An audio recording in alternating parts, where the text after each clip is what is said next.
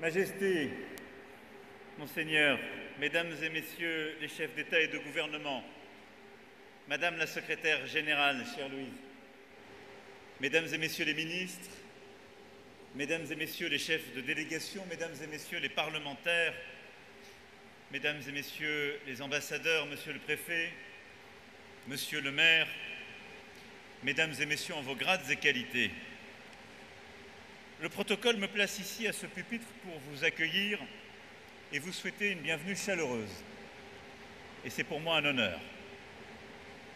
Et comme vous l'avez compris, nul n'avait anticipé en plein mois d'octobre que le soleil, avec le château de Villers-Cotterêts, vous accueillerait. Mais la vérité, c'est que vous êtes ici, chez vous. Oui, dans un lieu où règne plus grand que nous, une très vieille dame de plus de 5 siècles, ancestrale et pourtant éternellement jeune, notre langue. Bienvenue chez elle, bienvenue dans ce sommet qui la célèbre et qui vous célèbre tous, locuteurs du français, venus des 5 continents. Ce château de Villers-Cotterêts, vous venez de le rappeler, est celui où en août 1539, une ordonnance royale marqua le premier jalon officiel de l'expansion de notre langue. Et c'est ici au fond que François Ier a commencé à bâtir l'unité de la nation française par sa langue. Instrument d'unité, de pouvoir, décisif pour notre pays. Et seriez-vous venu il y a 5 ans à peine, vous n'auriez vu ici qu'un château sur le fil de la ruine, un morceau d'archives pétrifiées dont les plâtres tombaient, dont les portes étaient barricadées. Aujourd'hui, il est devenu ce lieu vivant, centre d'exposition, d'accueil consacré à l'histoire et l'enseignement de notre langue à tous. Et je veux ici remercier tous ceux qui ont œuvré pendant ces années pour rebâtir, restaurer, mais aussi penser et inventer ce lieu qui n'est pas, vous l'avez vu, simplement un musée, mais bien une cité, lieu d'accueil, de recherche, d'exploration. Nous sommes tous citoyens de ce lieu parce que nous sommes tous citoyens de la langue française. Oui, nous avons beaucoup en partage. Plus que des phonèmes, des morphèmes, des lexèmes, plus que des tergiversations partagées sur l'emploi du subjonctif plus que parfait, et qu'un même désespoir quand il s'agit d'accorder les participes passés après les verbes pronominaux. Nous possédons un patrimoine rabelaisien en perpétuelle innovation, alliant la culture savante et sa verve créatrice avec cet indéfinissable grain de sel d'humour qui traverse les âges. Et notre langue, du Québec, de l'Acadie, de la Louisiane et d'Haïti, du cœur du continent africain, Maroc et Tunisie jusqu'au bassin du fleuve Congo, de Madagascar et de la Réunion jusqu'au Vietnam ou au Cambodge, de notre Océanie, de la Polynésie française au Vanuatu, sur cette langue, jamais le soleil ne se couche. Ce sont plus de 300 millions de femmes et d'hommes qui pratiquent sur les 5 continents la langue française. Plus de 300 millions de femmes et d'hommes qui ne cessent de la perfectionner, de la moderniser, de l'enrichir. Et sur la voûte de la Grande Cour, vous avez vu tout à l'heure en immenses lettres d'acier trôner les mots français forgés par toutes les parties du monde, zibulateur, camembéré, techniqué, comme on le dit au Rwanda, cher Paul. Et cette francophonie qui nous unit a été pensée et voulue, je le répète toujours, par d'autres que la France elle-même. Elle a d'abord été voulue par nos écrivains, puis nos journalistes et nos radios. Elle a ensuite été promue et institutionnalisée en 1970 à Niamey par les présidents Senghor, Bourguiba, Guigny et par le prince Sihanouk. Et aujourd'hui, 88 États la regroupent et je félicite par avance ceux qui nous rejoindront demain, Madame la secrétaire générale. Elle est dès le début une organisation décentrée qui, enfant de la décolonisation, a voulu revendiquer une langue que nous avons en partage. C'est pourquoi la langue française ne cesse de se constituer en francophonie aussi en se dotant de ses propres outils, en se structurant, en bâtissant un rayonnement qui lui est propre. Notre langue est un espace qui se construit. Alors certes, il y a notre Académie française, et je salue les immortels ici présents, qui est l'institution, mais il y a aussi le dictionnaire des francophones et de la francophonie, que nous avons bâti non comme une concurrence, mais comme un outil qui permettait de rassembler tous les mots qui s'inventent. Notre langue est un espace aussi pour s'informer, comprendre le monde. Et depuis hier, nous avons la joie d'accueillir un visage de plus sur notre photo de famille, puisque la présidence de TV5 Monde, notre chaîne de télévision francophone, est désormais portée par Madame Kim Younes. Et je veux ici remercier à nos côtés le Canada, la Suisse, la Belgique, Monaco, Canada-Québec et Wallonie-Bruxelles pour leur contribution à ce magnifique projet d'information du monde et de partage de notre compréhension commune. Et nous avons aussi la volonté de permettre à de nouveaux partenaires, notamment venus de l'ensemble du continent africain, qui portent la même attention au soutien au journalisme libre et indépendant, de nous rejoindre. Et c'est une discussion qu'avec le président Ouattara, nous menons depuis plusieurs années et qui est, je le crois, un grand projet. Notre langue est aussi un espace pour créer. La francophonie est le trésor de notre littérature, de nos auteurs que nous partageons, que ce soit au pied du cèdre ou au sommet de nos montagnes. Parce qu'au-delà de la langue, nos auteurs ont construit des mondes, des imaginaires, qui sont ceux qui structurent la francophonie, et les partager en dehors de nos frontières est un devoir. À ce titre, je me réjouis du développement porté par nos partenaires d'une collection d'œuvres littéraires de référence de la francophonie qui seront rendues disponibles en plusieurs langues, la collection Fenêtres. Pour commencer, elle contiendra des ouvrages francophones traduits en arabe, distribués sous format papier à 2 $ et via des canaux de presse, afin de permettre à tous d'accéder aux idées, aux imaginaires et aux valeurs véhiculées par les œuvres francophones. C'est, je le crois, une avancée là aussi importante, de la même manière qu'en 2018, à l'Académie française, nous avions lancé ce programme de soutien à nos interprètes et à nos traducteurs. Cette langue, notre langue, est plus qu'un outil, elle est un univers. Elle est un espace d'opportunité pour créer, offert à ceux qui l'écrivent, le chantent, le labourent comme terrain d'expression artistique. Et je sais votre attachement, Madame la Secrétaire Générale, en faveur des industries culturelles et créatives.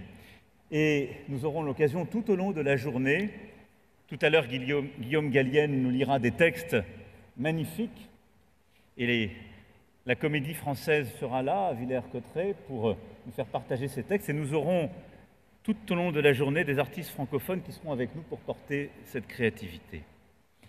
Mais notre langue est aussi une langue pour entreprendre, pour commercer. D'abord parce qu'elle est un formidable truchement. Prenez le continent africain, prenez l'Océanie. Le français est par excellence la langue de passage. Elle est celle qui permet de basculer entre toutes les langues régionales ou locales, celle qui permet parfois d'unifier l'univers commercial d'un pays ou de toute une sous-région. Et à cet égard, elle est un formidable levier d'opportunité. Et je le dis pour tous nos jeunes, tous ceux qui s'orientent vers le commerce, ne pensez pas qu'anglais. Pensez français pour, à travers l'océan Indien, commercer et réunifier celui-ci. Et de Madagascar à Maurice, en passant par la Réunion ou Mayotte et les Comores, c'est une langue qui unifie cet espace régional. De la même manière pour l'Océanie, de la même manière pour toute l'Afrique de l'Ouest. Et donc oui, si les 330 millions de personnes que nous avons aujourd'hui dans notre espace doubleront d'ici les prochaines décennies, c'est bien parce que c'est bien cela qui fera du français une langue profondément attractive en termes, justement, de puissance commerciale et économique. Attractivité est un mot français. Entrepreneur est un mot français, malgré tout ce que pensent nos amis anglophones. Et c'est pourquoi je salue avec beaucoup de respect tous les entrepreneurs et innovateurs qui nous ont rejoints pour ce sommet. Et je veux vraiment saluer l'extraordinaire énergie de nos partenaires du Salon Francotech. Merci, cher Geoffroy Roux de Bézieux. Merci aux équipes du sommet que je félicite, et à son secrétaire général et aux équipes de Business France. Vous avez fait la démonstration qu'est la capacité à innover dans tous les domaines, des technologies de l'innovation et de développement durable, permettaient dans tout l'espace francophone d'avancer, de créer des opportunités.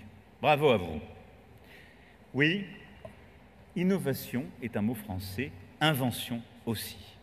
C'est pourquoi nous avons travaillé ardemment ces derniers mois avec nos partenaires, et notamment l'Organisation mondiale pour la propriété intellectuelle, cher Darren Tang, afin de faciliter le lancement d'une alliance francophone de la propriété intellectuelle. Notre langue est aussi un espace pour transmettre. Et je veux rendre ici un hommage aux professeurs, aux enseignants, qui aux quatre coins du monde enseignent la langue des francophones. Que le français soit notre langue maternelle ou que nous l'ayons appris, il est devenu un morceau d'intime. Il porte nos pensées, nos espoirs, nos ambitions, nos révoltes, nos émotions. Les mots qu'on parle conditionnent les idées qu'on déploie, qui elles-mêmes conditionnent la liberté dont on dispose. C'est pourquoi nous devons soutenir plus que jamais son enseignement, un enseignement de qualité afin de permettre à chacune et chacun des francophones de construire leur parcours scolaire et professionnel. Et nous continuerons à soutenir les systèmes éducatifs des pays francophones sur d'autres continents à travers l'OIF, nos actions bilatérales, comme nous l'avons fait aussi à travers la réforme de l'AEFE. Ce sont des objectifs partagés au sein de notre organisation.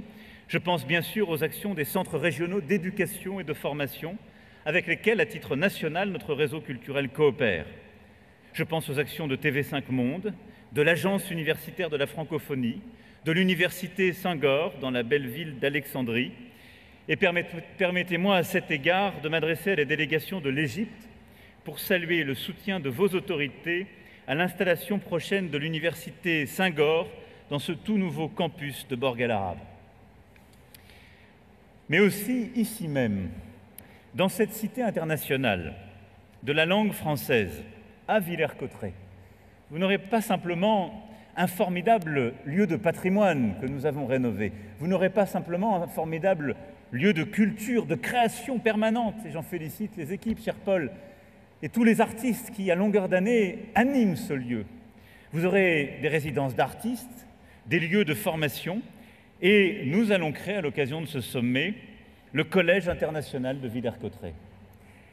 L'an prochain, la Cité internationale de la langue française deviendra elle-même un laboratoire d'excellence pour former des enseignants du et en français, de futurs cadres francophones de l'éducation, des traducteurs, des interprètes, tout en accueillant en résidence chercheurs et experts en didactique. Ce sera un lieu d'innovation, de transmission, qui permettra d'irriguer tout ce qui est fait dans nos capitales, mais dans nos régions aussi, pour permettre de dynamiser l'enseignement en français et l'enseignement du français. Parce que l'enseignement et la traduction du français sont les vecteurs de notre langue. Et je veux remercier en particulier Kamel Daoud pour son inspiration, sa vision sur l'importance de la traduction pour donner accès à tous à nos richesses et nos diversités. Car oui, s'il y a une chose qui caractérise aussi la francophonie, c'est tout à la fois son hospitalité, nous accueillons dans notre langue, et c'est qu'elle se pense et s'est toujours pensée dans le multilinguisme, dans la traduction. Et aussi importante que l'enseignement du français partout dans le monde, c'est notre capacité à enseigner dans nos régions, dans nos pays, l'anglais, le mandarin, l'arabe, l'espagnol, parce que c'est cette capacité à penser la langue et ses passages. Une langue ne se pense pas comme isolée, fermée. Notre langue est ouverte et ouvre un espace pour communiquer, partager, être un trait d'union. Oui, la francophonie partout est en quelque sorte un truchement. Elle est cette langue qui permet de construire le maillage, le réseau d'amitié, une compréhension humaine, une diplomatie de l'action, de l'analyse. Elle est aussi, et on le voit toujours, j'étais il y a quelques jours au Canada, et c'est toujours fascinant de voir l'amour du français qui est porté dans ce formidable pays, et il est porté à Montréal comme à Ottawa de manière différente, mais j'ai pu le mesurer.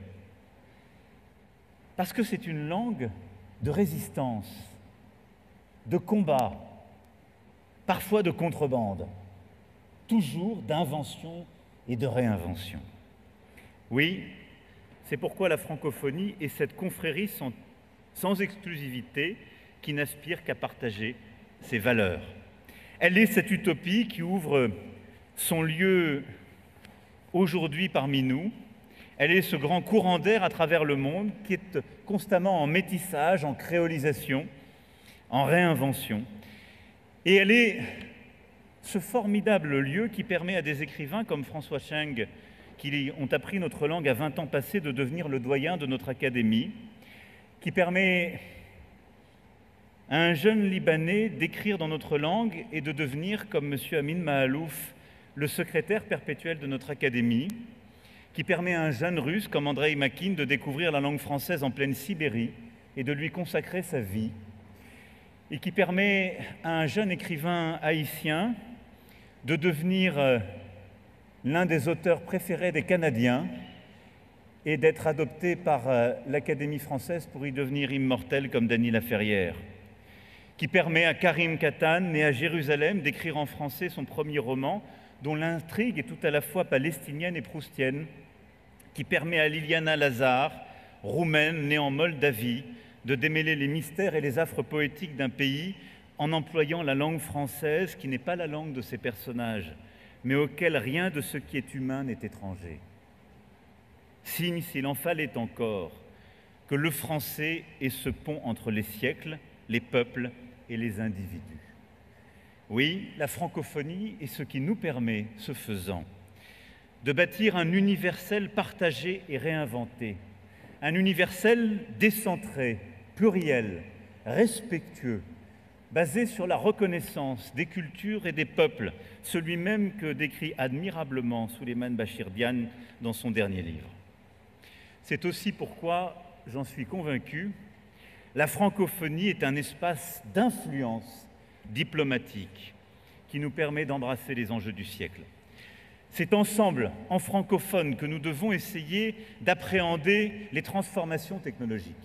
C'est ensemble, en francophone, qu'il nous faut encourager l'innovation et démultiplier nos capacités de création et d'échange, mais aussi bâtir un ordre numérique protégeant les citoyens.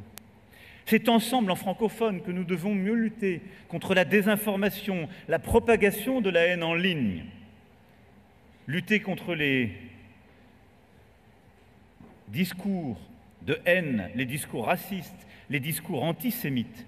Et c'est pourquoi, et Bruno Patino, dans un instant, le démontrera avec le débat qu'il anime et en expliquant le contenu, c'est aussi pourquoi, aujourd'hui, avec l'appel de Villers-Cotterêts, nous lançons un appel extrêmement clair aux grands acteurs du numérique pour bâtir un espace plus sûr et plus divers, pour avoir une exigence de modération en langue française et pour lutter contre tous ces discours de haine. Et l'Organisation internationale de la francophonie, chère Louise, à cet égard, aura un rôle de garant tout particulier. C'est aussi en francophone que nous devons penser les innovations de l'intelligence artificielle, poursuivre les grandes innovations, faire de l'espace francophone un espace d'innovation en source ouverte et promouvoir nos grands acteurs. Et c'est aussi pour cela que l'année prochaine, nous aurons en France le sommet de l'action sur l'intelligence artificielle en février, où la francophonie sera un acteur central pour nous permettre d'avoir un dialogue sur l'innovation et la régulation, et où, je le sais, le G7 que le Premier ministre Trudeau aura organisé associera aussi les convictions que nous portons ensemble.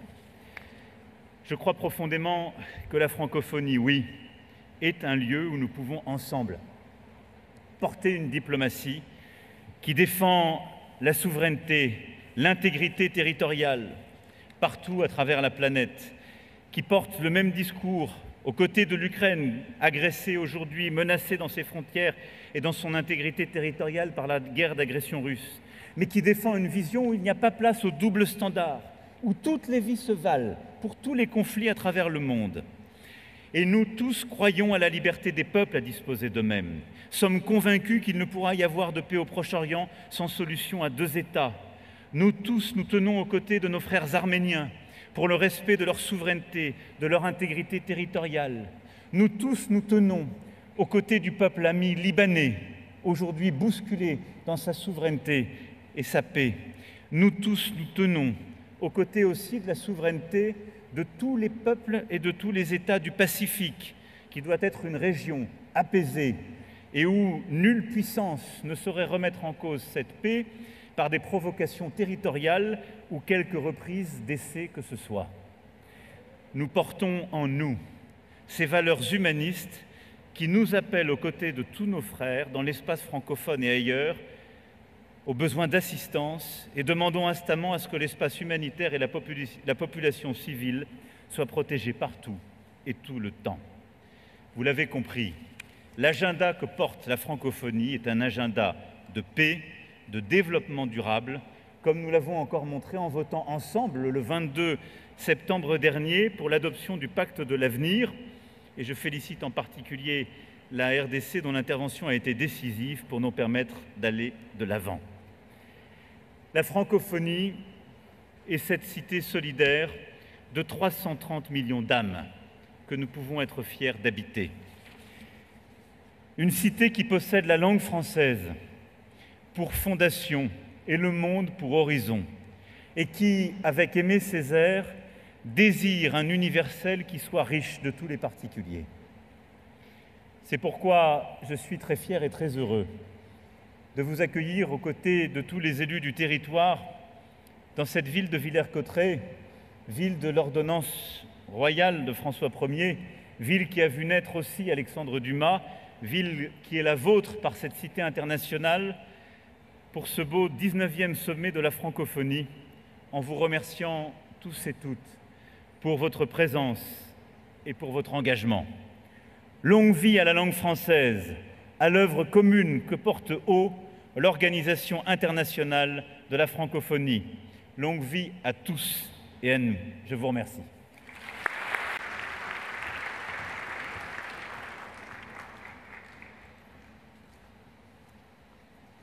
Monsieur le Président de la République française, Majesté, Monsieur le chef du gouvernement de la République de Tunisie qui a présidé notre organisation ces 2 dernières années, qui passe aujourd'hui la main à la France, Mesdames et Messieurs les chefs d'État, de gouvernement et de délégation, Mesdames et Messieurs les ministres, Mesdames et Messieurs responsables d'organisations internationales, nos partenaires privilégiés, Mesdames et Messieurs, le 19e sommet de la francophonie s'ouvre aujourd'hui au château de Villers-Cotterêts, niché dans cette jolie petite ville de l'Aisne.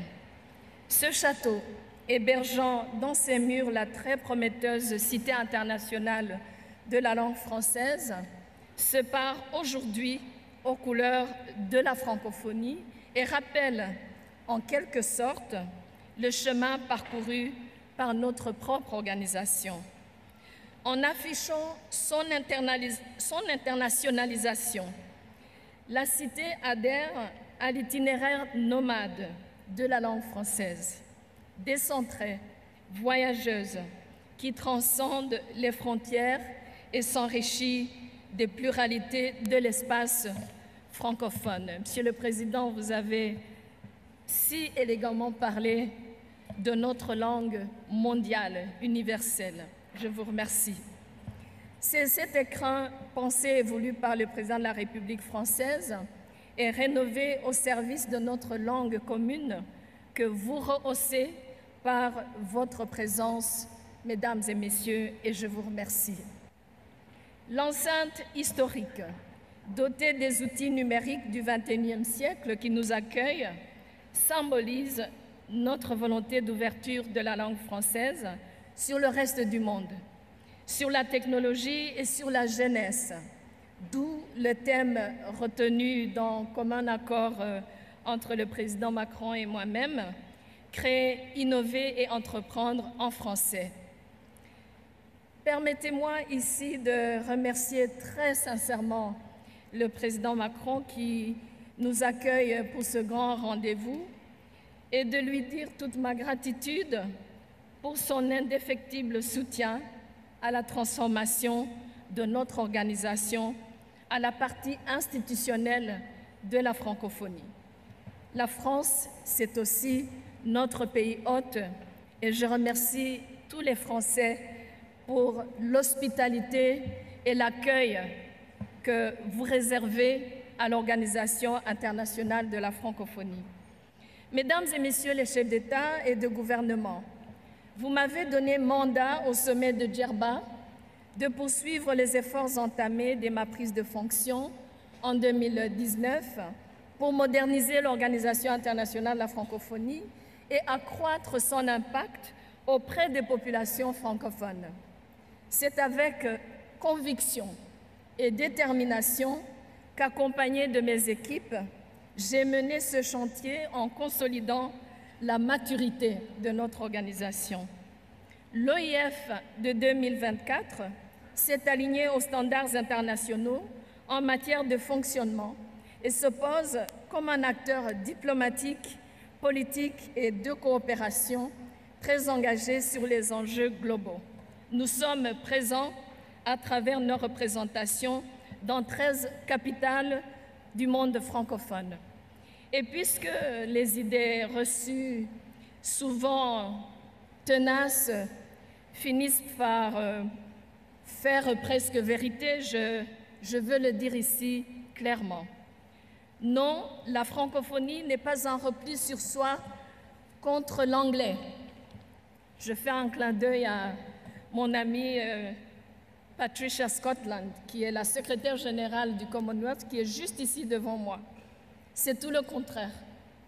C'est une communauté qui promeut la langue française dans la diversité linguistique qui caractérise notre monde aujourd'hui, donc le multilinguisme sur la scène internationale. Et non, la francophonie n'est pas la France-Afrique. Elle n'est pas seulement hexagonale et ou africaine. Elle est mondiale. Elle est présente sur les 5 continents. Elle est en bien commun aux 88 États et gouvernements. Demain, nous serons plus que 88. C'est une enceinte dynamique, moderne, active, au service de projets concrets de terrain. L'OIF est donc,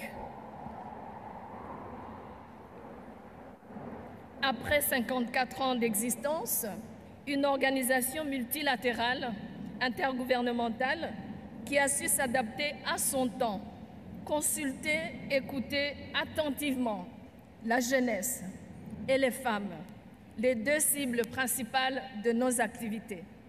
C'est pourquoi nous avons adopté une stratégie multilatérale plus inclusive et plus solidaire pour tenir davantage compte de l'ensemble des préoccupations de tous nos États membres. Notre diversité, c'est notre force.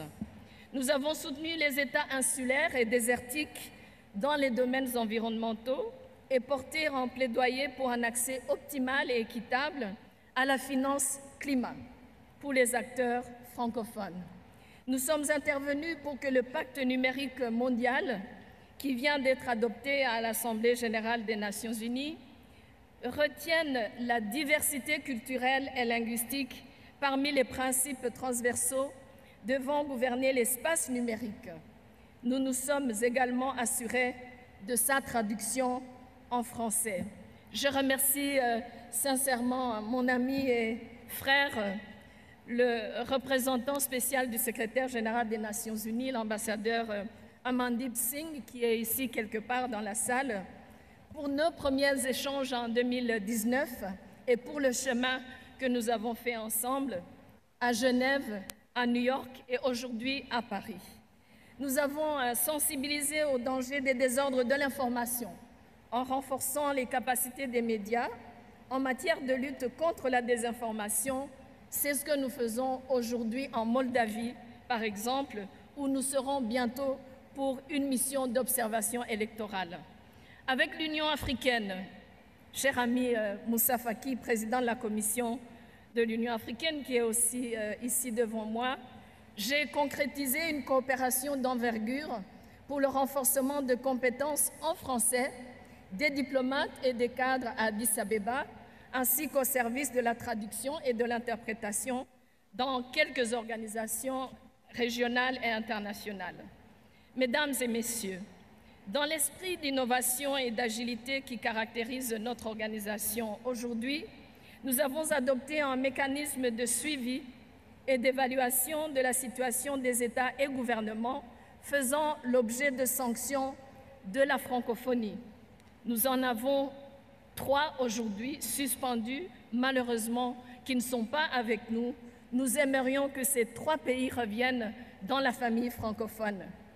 C'est en application de ces nouvelles mesures, privilégiant une approche de dialogue, d'écoute, que la suspension de la Guinée vient d'être levée, avec une exigence d'efforts supplémentaires dans le domaine des droits et des libertés.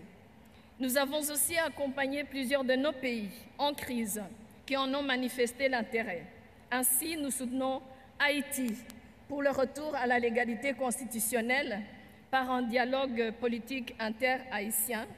Au moment où je vous parle, nous avons lancé une formation en français et en créole haïtien pour les troupes kenyanes déployées en Haïti et celles d'Antigua et de Barbade, dont le déploiement est imminent. Ces 2 dernières années, mesdames et messieurs, voire ces 2 dernières semaines, le monde a vécu une forte recrudescence de tensions politiques et sécuritaires qui ont largement impacté l'espace francophone.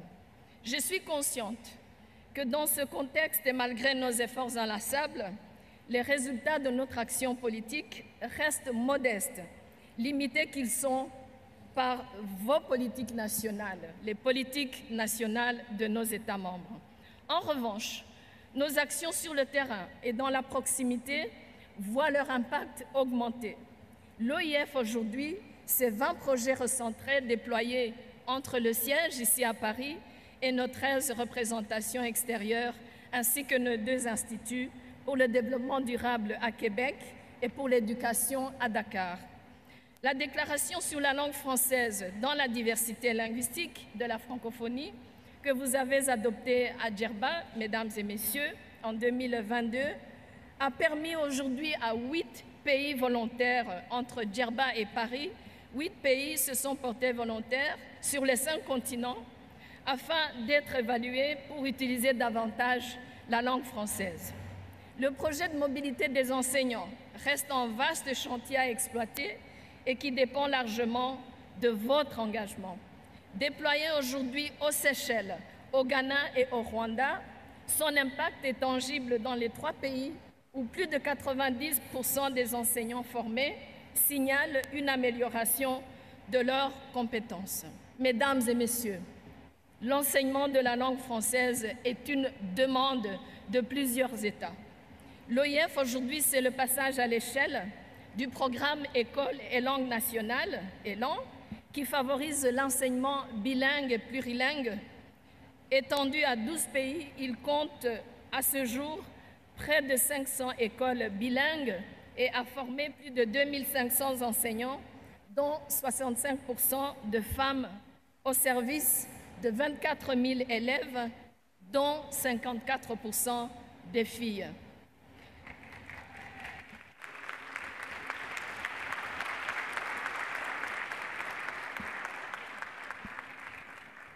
L'OIF, aujourd'hui, ce sont aussi des missions économiques et commerciales. Mesdames et messieurs, la francophonie économique a pris son essor.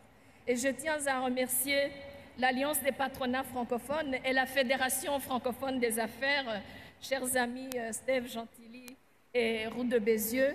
Merci, puisqu'on travaille ensemble en bonne intelligence pour que la francophonie économique continue à aller de l'avant. C'est des missions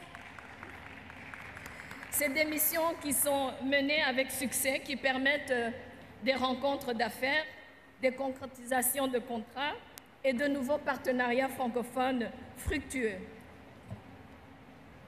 L'OIF, aujourd'hui, c'est aussi la priorité aux femmes. La francophonie avec elle, notre initiative phare, est au service de l'autonomisation des femmes et des filles qui a soutenu depuis son lancement en pleine pandémie en 2020 262 projets dans 29 pays, bénéficiant aujourd'hui à 57 000 femmes.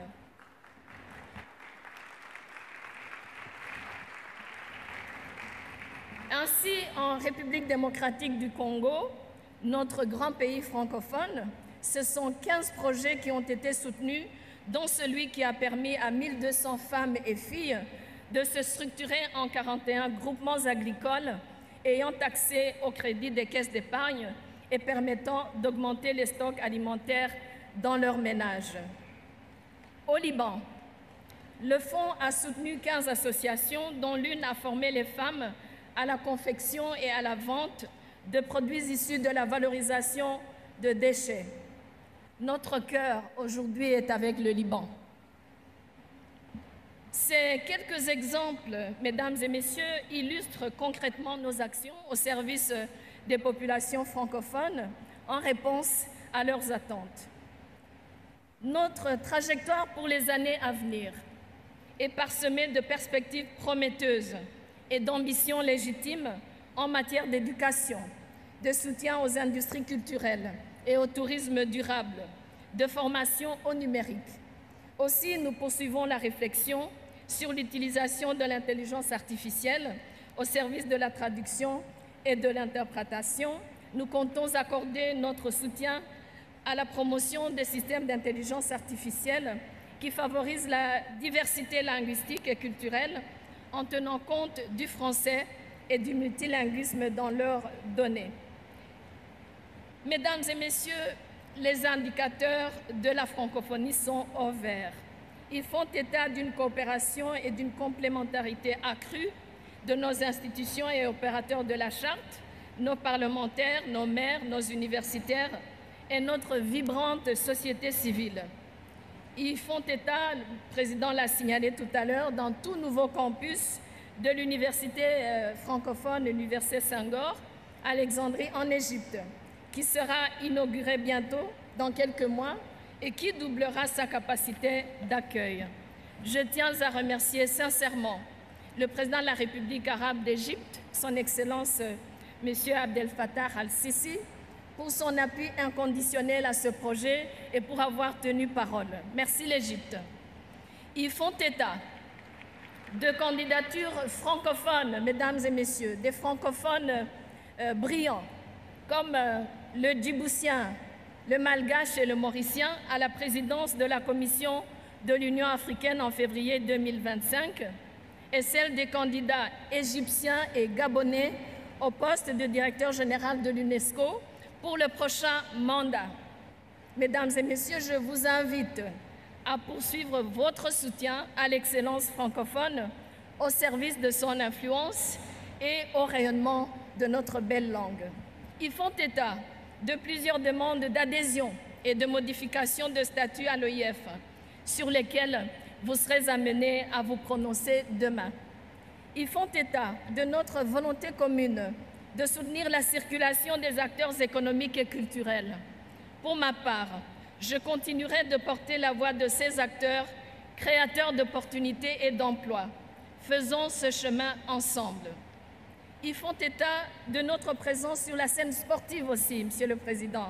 Après la réussite des 9e Jeux de la francophonie à Kinshasa, l'OIF a contribué à faire de Paris 2024 une formidable vitrine pour la langue française, la francophonie et le multilinguisme. Mais ne nous y trompons pas. Si le français a été une véritable langue protocolaire et d'expérience, il n'a cependant pas retrouvé ses lettres de noblesse en tant que langue de travail.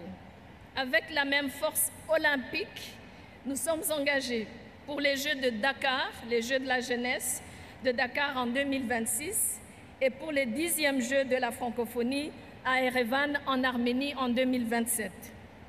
Pour conclure, le cap est posé pour une francophonie de terrain et de proximité et influente dans le monde. Une francophonie dont le parcours vers l'excellence dépendra largement de votre engagement continu envers notre organisation. Quant à moi, accompagnée de mes équipes, je poursuivrai avec la même vigueur la mission que vous m'avez confiée. Mesdames et messieurs, je forme le vœu que nous puissions, pour ce sommet et encore une fois en cette année olympique pour notre pays hôte, accélérer notre rythme et avancer à la cadence de notre jeunesse, en accompagnant sa créativité et ses innovations et en lui offrant, s'il vous plaît, un espace politique, social, apaisé, propice à une action durable. Plus largement, unissons nos efforts pour un multilatéralisme rénové, à hauteur des défis, où tout le monde y trouve son compte. De plus en plus, ce monde est divisé et troublé. Mettons à l'honneur l'art de l'écoute, du dialogue, du débat serein et du consensus. Et je vous remercie pour votre attention.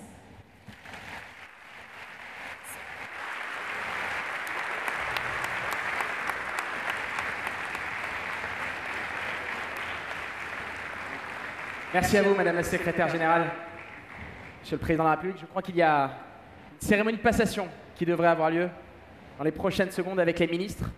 Monsieur Jean-Noël Barrot, vous pouvez monter sur scène, Madame la Secrétaire Générale. Je crois que vous devez organiser sous votre contrôle cette cérémonie de passation.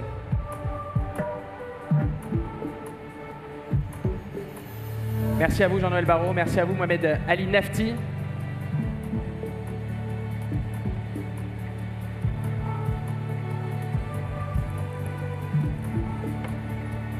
Aujourd'hui, à l'occasion de ce sommet, nous passons donc à la passation de pouvoir de la Tunisie qui a présidé notre sommet pendant les 2 dernières années, que je remercie vivement, Monsieur le Président, Monsieur le Premier ministre de Tunisie.